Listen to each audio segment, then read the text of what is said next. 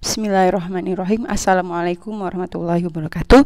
Selamat pagi siswa-siswi sekalian. Senang sekali bisa berjumpa lagi. Kali ini kita akan membahas uji kompetensi 2 bagian C untuk materi asam basa. Ingat, tugas kalian adalah menyelesaikan uji kompetensi 2 bagian A. Baik, kita mulai untuk soal nomor 1.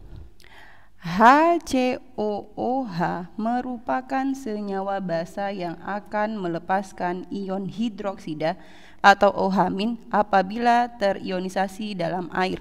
Benarkah pernyataan tersebut? Jelaskan pendapat Anda.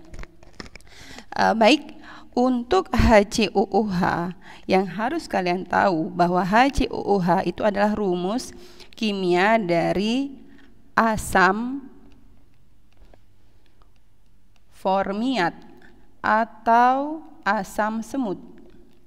Nah, yang namanya asam pasti melepaskan H+. Nah, jadi untuk soal nomor 1 ini kita memang harus tahu ini rumus kimia dari senyawa apa. Tidak selalu yang berakhiran UH- itu merupakan basa, karena untuk asam-asam organik biasanya ditulisnya seperti ini. Ini sering mengecoh untuk senyawa asam basa, sering sebagai pengecohnya. Jadi benarkah pernyataan tersebut? Salah. Jelaskan pendapat Anda. Jadi HCOOH merupakan rumus kimia dari asam formiat. Yang namanya asam formiat atau asam semut atau yang namanya asam pasti melepas ion asam atau ion H+. Nah, jadi untuk rumus atau struktur dari HCOOH sebetulnya seperti ini. COOH plus H. Nah, jadi yang dilepas itu ini saat dilarutkan dalam air sehingga menjadi HCOO- plus H+.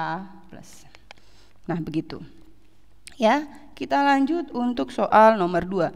Kelompokkan senyawa-senyawa berikut ke dalam tabel senyawa asam dan basa. Nah, untuk rumus kimia ini ada 2 trik. Yang pertama harus tahu mana asam mana basa. Kalau asam umumnya ada H-nya di depan. Jadi yang bagian A kita sudah tahu ini adalah asam. Nah, yang B, untuk yang basa ada OH di bagian belakang, tapi juga harus hati-hati ya. Nah, jadi ini adalah basa. Nah, kita lanjutkan dulu, ini masih meragukan ya. Nah, oke. Yang ini yang E ada H-nya, H2S. H2S ini adalah asam. HNO3 ini adalah asam. AgOH ini adalah basa. AlOH 3 kali ini adalah basa. Nah, yang ini bagaimana? Yang ini sebetulnya adalah amonia yang apabila dilarutkan dalam air ia akan menjadi NH4OH dulu, kemudian berubah jadi NH4+ dan OH-. Jadi amonia ini adalah juga merupakan basa. Selanjutnya CH3COOH ini adalah rumus kimia dari asam asetat. Nah, yang namanya asam berarti ya namanya ya asam lah, kok sudah ketahuan itu ya. Nah, untuk namanya yang A, HI, asam iodida. Nomor B, barium hidroksida. Yang C, amonia. Yang D, asam asetat. Yang E, asam sulfida. Yang F, asam nitrat. Yang G, perak hidroksida. Yang H, aluminium hidroksida. Lanjut nomor 3. Soleh ingin mengetahui pH larutan asam sulfat yang ada di laboratorium sekolahnya. Di laboratorium tersedia beberapa alat uji, yaitu kertas lakmus, indikator universal, dan pH meter. Alat uji manakah yang sebaiknya digunakan Soleh? Nah, jadi untuk soal nomor 3, baik kertas lakmus, indikator universal, dan pH meter dapat digunakan untuk mengetahui sifat asam dan basa suatu larutan. Tapi apabila ditanyakan pH-nya atau tingkat keasamannya, maka yang paling baik digunakan adalah pH meter. Alasannya, penggunaan pH meter akan langsung memberikan angka dari tingkat keasaman suatu larutan. Jadi misalkan Soleh ingin mengecek pH larutan asam sulfat, maka begitu pH meternya dinyalakan, dikalibrasi, kemudian dicelupkan ke dalam pH larutan, maka akan muncul angka pada layar di pH meter tersebut, langsung muncul misalkan 1,2 misalkan. Nah, sementara jika menggunakan indikator universal, yang muncul adalah kita harus menyamakan dulu warna dari indikator universal yang dihasilkan saat mencelup ke dalam larutan asam sulfat, kemudian membandingkannya dengan warna-warna yang ada di tabel pada kemasan indikator universalnya.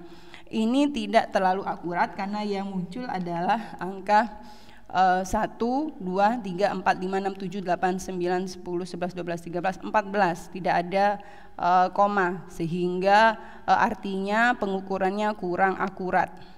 Sementara penggunaan kertas lakmus itu hanya memberikan atau menunjukkan sifat dari larutan itu apakah bersifat asam atau basa.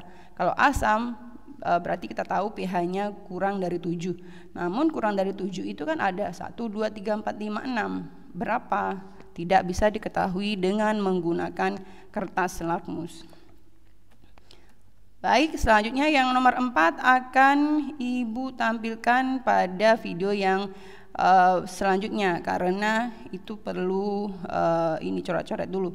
Selanjutnya yang nomor 5. Nomor 5 disediakan bahan-bahan berupa sirup, obat mah, akizur, air jeruk nipis, dan air sabun cuci piring. Jelaskan perubahan warna yang terjadi saat bahan-bahan tersebut diuji menggunakan ekstrak bunga mawar dan ekstrak daun pacar.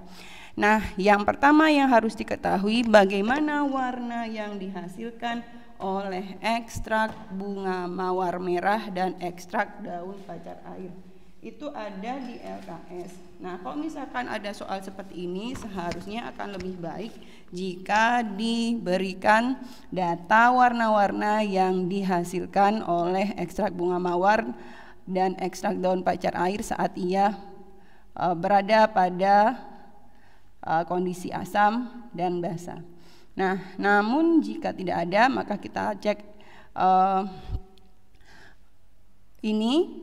cek materi kita. Jadi pertama kita tulis saja di sini ekstrak bunga mawar merah dan ekstrak daun pacar air.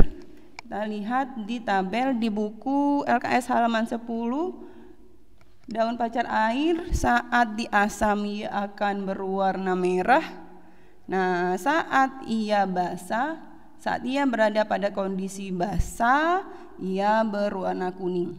Perhatikan ya, basah tanpa H, bukan basah tapi basah. Nah, kemudian ekstrak bunga mawar merah itu pada kondisi asam warnanya merah muda, gampangnya kita tulis pink saja ya. Kemudian untuk di kondisi basah ia warnanya hijau.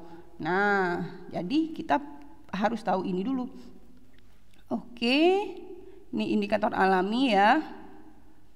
Nah, sudah. Sekarang kita lihat bahan-bahan yang dicek.